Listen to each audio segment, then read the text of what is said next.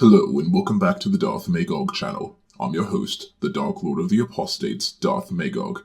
And by, well, very popular demand, we've decided to come back with another Caleb and Sophia episode. And yet again, we are not alone. We are joined by the newly promoted co-host of the Darth Magog channel, Clone Commander Fives. Commander? The commander has landed. We would be honored if you would join us.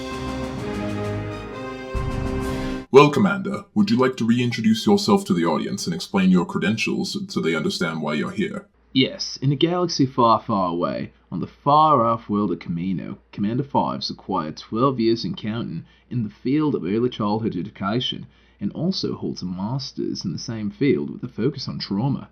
Excellent. Well, that being said, we decided to put it to a vote to see exactly what sort of trauma specifically that we wanted you to analyze for JW Children. And today that was... birthdays! I'm very excited. So beforehand, Commander Fives, do you know anything about Jehovah's Witness birthday celebrations? I know that they are not permitted to celebrate birthdays, and they generally go by unacknowledged. Alright, perfect. You know everything about JW birthdays. That was actually the first ever detail that I learned about Jehovah's Witnesses, or possibly the second.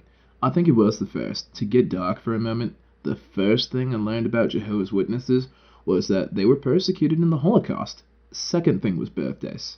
Okay, yeah, that's two drastically different sides, but still part of the same coin, so fair enough. Well, that being said, let's watch our first lesson. Our first lesson is lesson number 40, Jehovah Forgives. We'll see about that.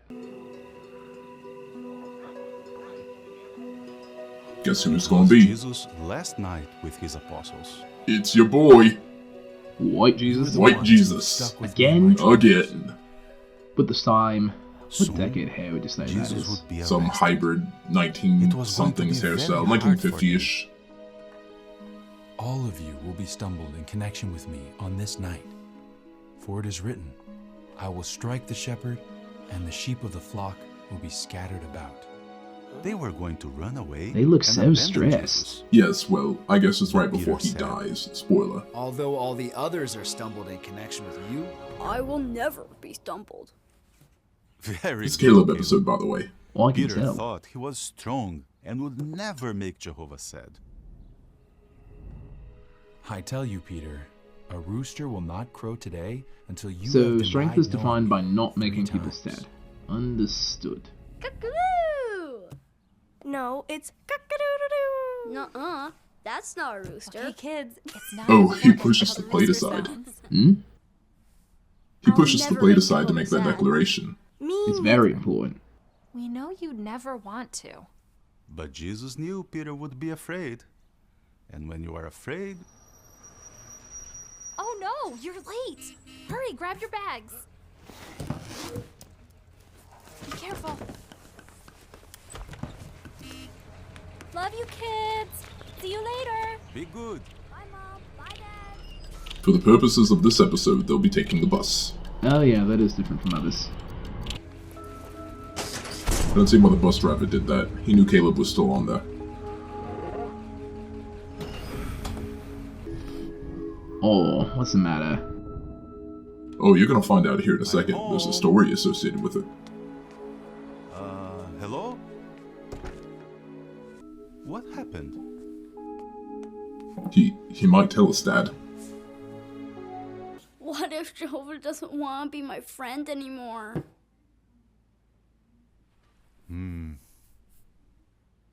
Jehovah wants to be your friend. But if you did something bad, he wants you to tell. Okay, so today at school, I I don't like outside where on this is the going. playground. Let's look now.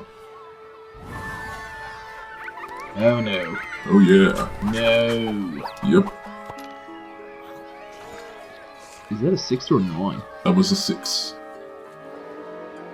So somebody's 6-year-old, some 6-year-old's birthday?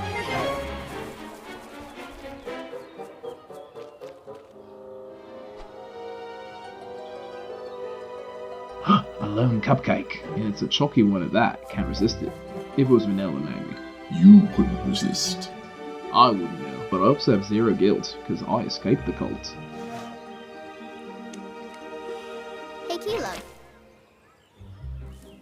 Oh, hey, I was just, You can have it. Wait! I thought he can't have it. Yeah, which is it? Oh, is that Cheeto Boy? That's Cheeto Boy, yes. I didn't want it anyway. But I thought the Bible says you can't. These younglings have no reason to care. They don't have a part in this Come on, race. what does it say? I'm not sure. But you came to my house the other day to talk about the Bible. Don't you remember? Every witness yeah, kid's fear, maybe meeting that- a classmate in the field ministry. Did that ever happen to you, Darth Magog? Ha, no. Didn't live very close to many of my classmates. That was you, but you're scared.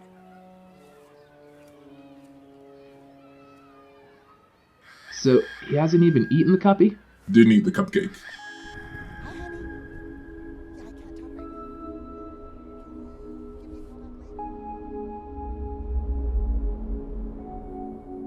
now. I hate this video.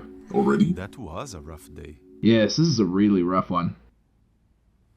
Do you remember? Sorry, when what did Peter that said say? he would Just, that never was a rough stumble? day. Later that night, Jesus was arrested. Move it. Hey, it's your boy. Ah, he's back.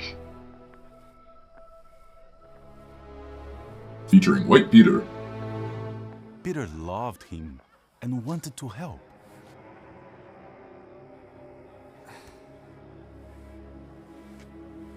They look like they should be playing golf somewhere, in some gated community. Come on, Fives. But doing the right thing isn't always easy.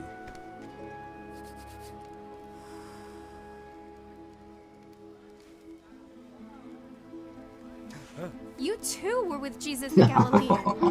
That look is pretty intense. I don't know what you're talking about. Oh, it's the walk on hot coals versus the Bible, is it? Oh, no. No? Hey, No, I don't know my follow Bible. I know I you do saw you not. in the garden with him, did I not? I swear, I do not know the man.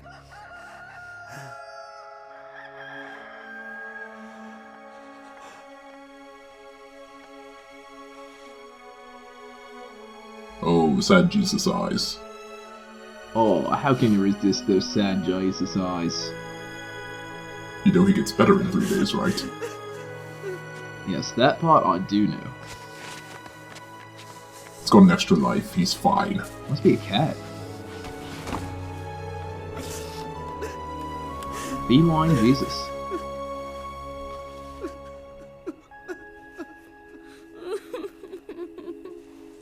Traumatized by the Bible story. Peter knew the right thing to do, but he was afraid and did the wrong thing.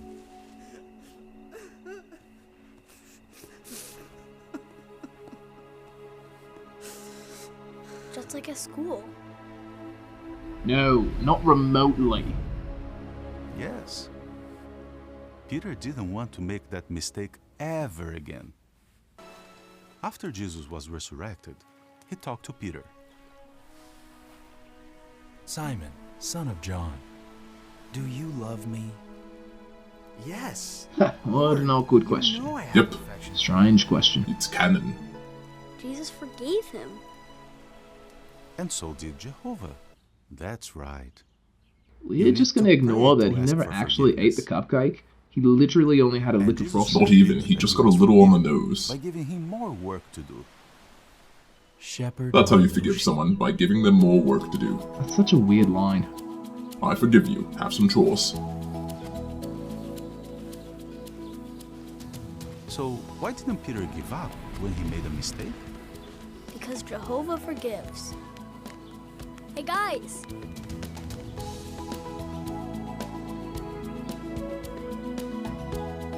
I want to know what this conversation is. Oh wait, speaking of Oh, which, wait! I'm gonna need to explain birthdays. Can you help me? Of course. and that's the end of that. Commander Fives, I know you have some... At this point, it's clear to me, even without the Force, I know you have some feelings about this. I also have a lot of confusion. Okay, well, And this, in this, well, I was gonna say this will probably go well into the JW context. Plenty of JW context. So maybe I can explain that first, and then we can start addressing questions, if that would be helpful. Yeah, you go ahead first. Okay, we'll start with that. So Jehovah's Witness context to this, yes, you are correct. Jehovah's Witnesses don't celebrate birthdays. That's a key part of the religion. It's been a big deal since at least the 1950s. There's probably a number on the screen right now, but we will address that later. Yes, witnesses don't celebrate birthdays. It's one of the ways they are differentiated from the world as a whole. So that's a clear and critical tenet of the religion. They also have several reasons why they use to explain why they don't celebrate birthdays. So Caleb was in direct violation of his theology doing that.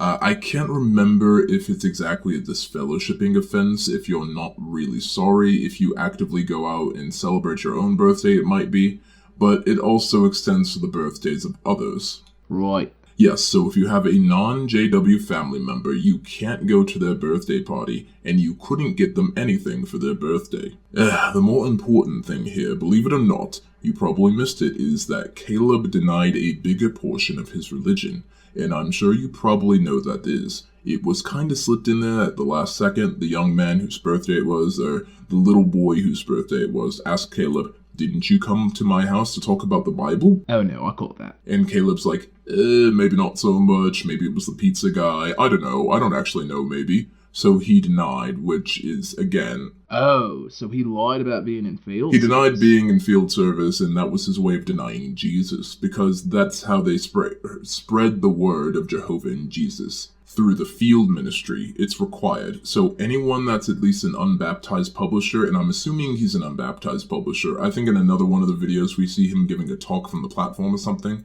so he's on his way to baptism if he's not already. What's the youngest you can be baptized?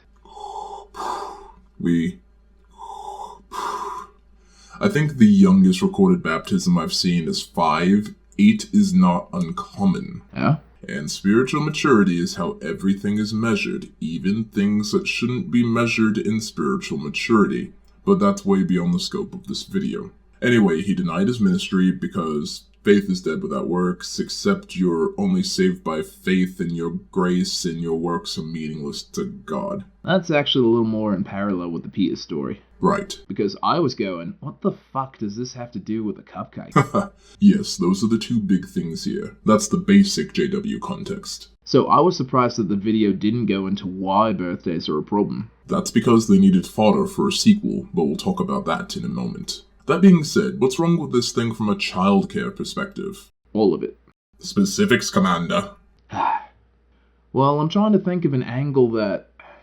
These videos are all very much the same in that a lot of what they come down to, and I'm trying to think of an angle that's a little more fresh than what we've been doing, which is basically, this video has nothing to do with what they're actually talking about, the point they declare in the video, the moral they declare in the video is not actually what they're saying, because the video is propaganda and they're taking advantage of children's vulnerable minds, etc., etc. Right, of course. But there's two things that come to mind immediately. We're going to start with the simpler one, which is, again, messing with a child's natural development and how they relate to children of their own age. How's that work? Well, a couple of different things within that. Caleb's not allowed to attend, and anyone who's gone to a public elementary school knows that birthdays are a thing. They're often celebrated at school by the school itself. They're a social hub for the children, and Caleb is not allowed to participate. So he's being cut off from that. He's being isolated from that, and he's probably feeling quite othered. And then there's the social embarrassment of when they, and again, I think this is pretty unrealistic. I don't think that, he might get made fun of for eating the cupcake if someone happens to know he's not supposed to. So someone might go, ooh, I'm telling, Just not fully understanding the situation. I could see that. I don't think that a bunch of 6 or 7-year-olds are going to confront him like this, being like, what does your Bible say? Like, that's the elders talking through the bodies of children. At that point, come on. So, that's a scare tactic, is using the threat of ostracization and being embarrassed by your friends. So, that's pretty messed up. And the bit where they call him out as having, was it the birthday boy's house, the little freckled boy? Yeah, that was the one. That was the birthday boy. Yeah, well, you were saying how it's every witness child's nightmare to run into a classmate in the field, and for a classmate to bring it up at school. The second thing I thought of was thought control. Thought control. And I think that's relevant because of how little contact he actually made with his cupcake. He didn't eat the cupcake, and you said he didn't even lick the cupcake, which was what I thought. And all that happened was he got some on his nose. Just a touch on his nose. Basically, all he did was pick up the cupcake after having temptation. And I think the temptation aspect is what they really want to dwell on, because he didn't actually eat the cupcake, and he's still going through this awful emotional torment for having the urge to eat a chocolate cupcake.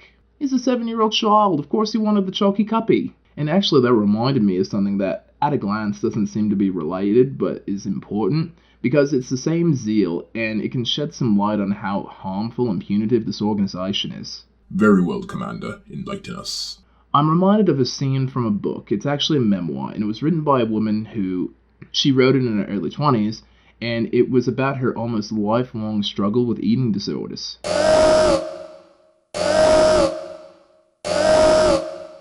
Well, one of the aspects of the disordered eating is often consuming guilt if you do consume food.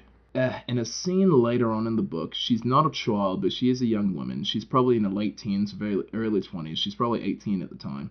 And she describes a scene where she's visiting a friend, and the friend has gone out, and she's visibly emaciated and dying at this point in an illness.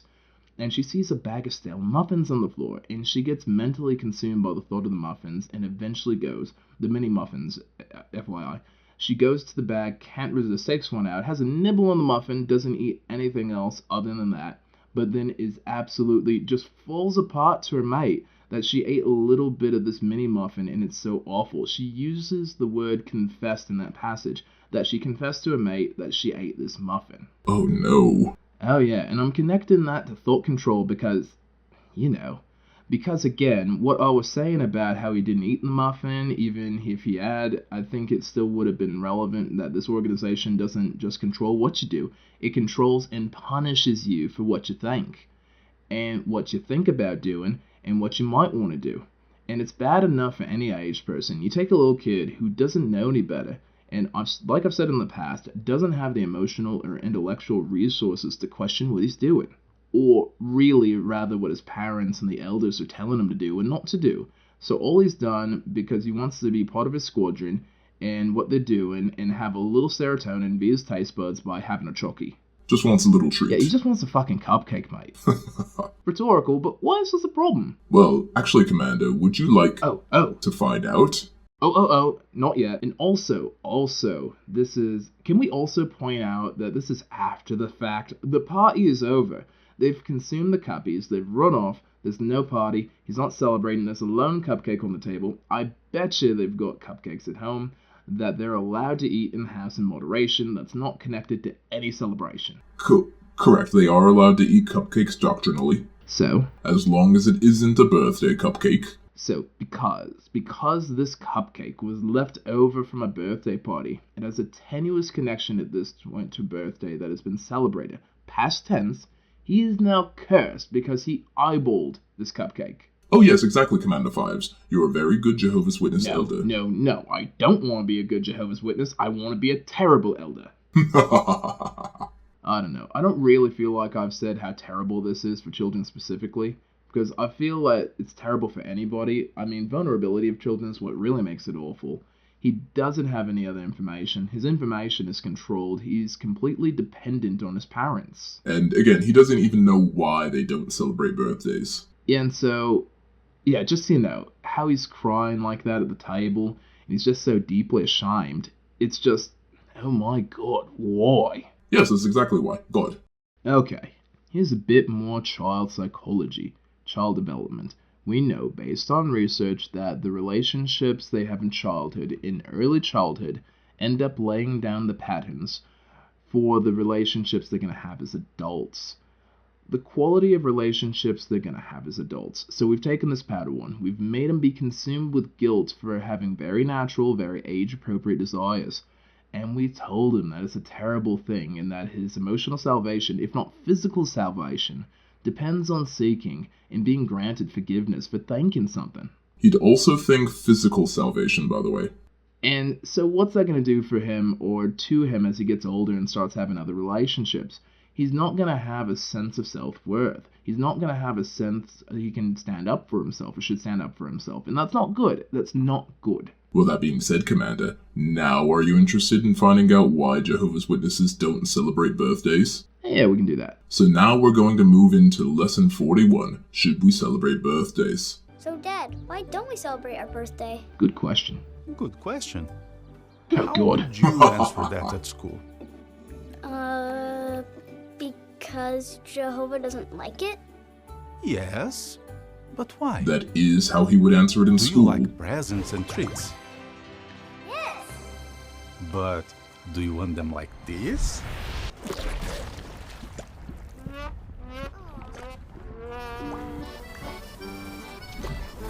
I guess the flies are French? Birthday celebrations mix good things with things Jehovah doesn't like.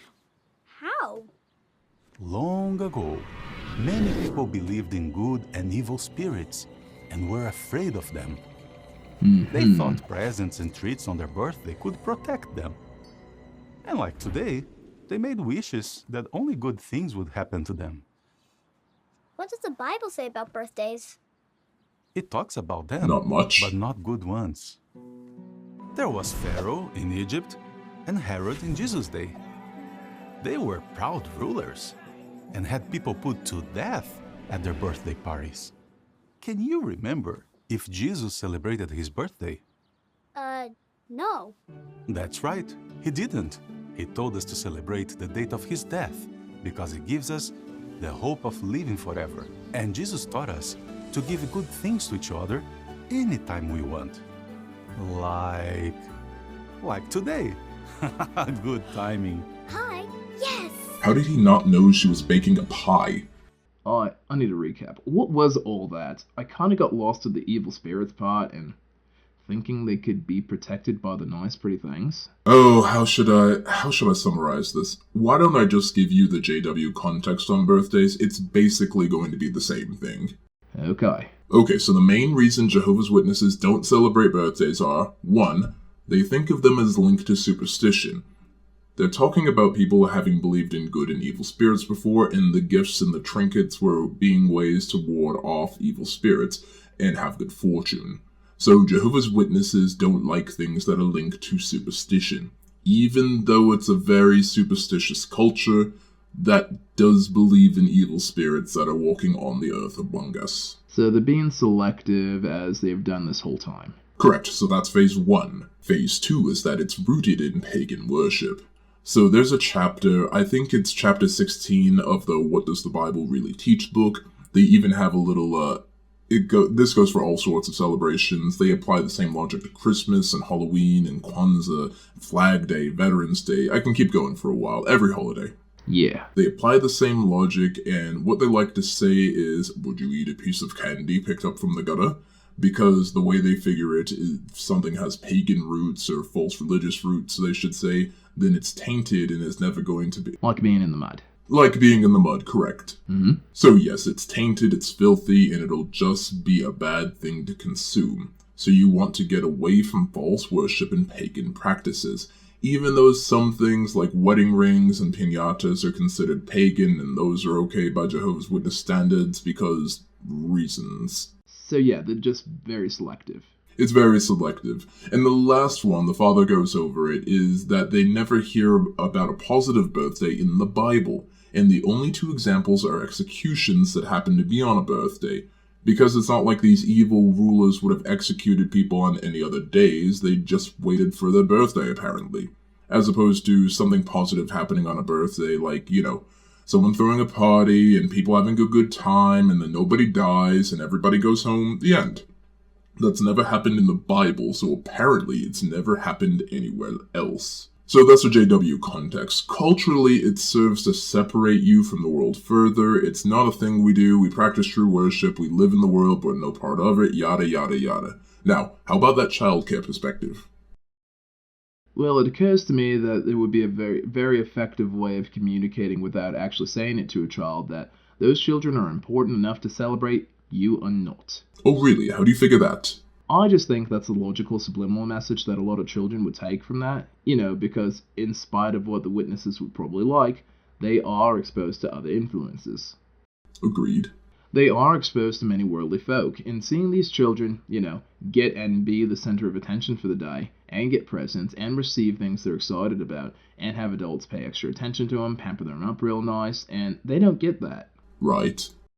And it's not going to matter, especially for younger kids, how many stories, explanations you try to give them as to why. It's still going to feel like, I'm not special. And I can see, divorced from this whole dog's breakfast, I actually kind of like the notion of, we don't just have to do nice things for others on their birthdays. We can just do it whenever. And I think that taken away from all this nonsense is a fine notion and something to be mindful of. But they've ruined it. Yeah. Also, I wanted to go back to the Peter story for a minute. We were talking about how he actually didn't eat the cupcake. Correct. And you were talking about how he denied doctrine by pretending it wasn't him when he went to the door. And it got me thinking, because the parallel of him not eating the cupcake, and he also technically didn't deny Jesus. He just said, no, that wasn't me. It was some little kid in a mustache. He's not me. He didn't say Jesus wasn't real. He didn't say he didn't care about Jesus. He didn't do any of that. He didn't deny his existence. He just said, that wasn't me at your door. I could have been at a different door talking about Jesus to somebody else, but not you. Not you, my cupcake friend. Again, it goes back to what I was saying earlier with the thought control. And the barest imperceptible brush with something that is considered really bad is enough to get this child completely obsessed with, I'm not good, I'm no longer Jehovah's friend, what's my future, what's my family? Yeah, the threat of stripping everything away from a little kid because he denied to one person outside the organization that he was at their door. Also, what they've done all along is to take something really small and link it to something really big. None of this is comparable to the Peter and Jesus story. Right, where Jesus actually dies. Actually is. Actually fucking dies. Actually is executed, yes. And much like, and I can't remember what it is in one of the other videos where they're comparing something to genocide, that really was not. Oh yeah, falling asleep at the meetings. Yes, that. So much like falling asleep, again, another age-appropriate need is being linked to this terrible thing. And it's because they know that simply in an isolated manner, telling a kid, hey, you can't eat that cupcake, it's not going to stick. They've got to link it to something more terrifying. Fear, obligation, and guilt got them all. And what the dad should have done is tell him, there's nothing wrong with you for wanting to have eaten that cupcake, and he never does. All he does is talk about Bible stories and Jehovah. Never, he even could have, if it's a requirement to stay within the doctrine, could have acknowledged that we all want sweets sometimes, we all want to go to fun parties sometimes. Which he does in a later episode with Sophia, the science club and all. Well, he definitely didn't do it here, which I think is noteworthy because usually they don't. I think it was unusual for him to give Sophia that much breathing room. Anyway, to sum up, child is socially isolated, socially embarrassed, don't have autonomy over their own thoughts, have horrible relationship models, and don't even have the full comfort of their parents. And again, the parents aren't mean about it in the delivery, which really disguises the harm that they're perpetuating against these children. In conclusion, XJW agents, go and eat the sparkliest, glitteriest cupcake that you can find. Well, you heard the commander, and you have your orders, agents. Once again, XJW agents, we'd like to thank our co-host, Clone Commander Fires, for joining us today and providing this analysis. Thank you, Commander. We are honored to have you with us. Very welcome, sir. That being said, XJW agents, what do you think? Do you think Caleb should have a birthday cupcake every so often? Or is there a method to the madness in the JW view of birthdays? Leave your thoughts in the comment section down below. We'd also like to know if there are any other JW children's programs that you'd like us to review. Until next time, agents, remember, the elders may be watching you, but Darth Magog is watching the Watchtower.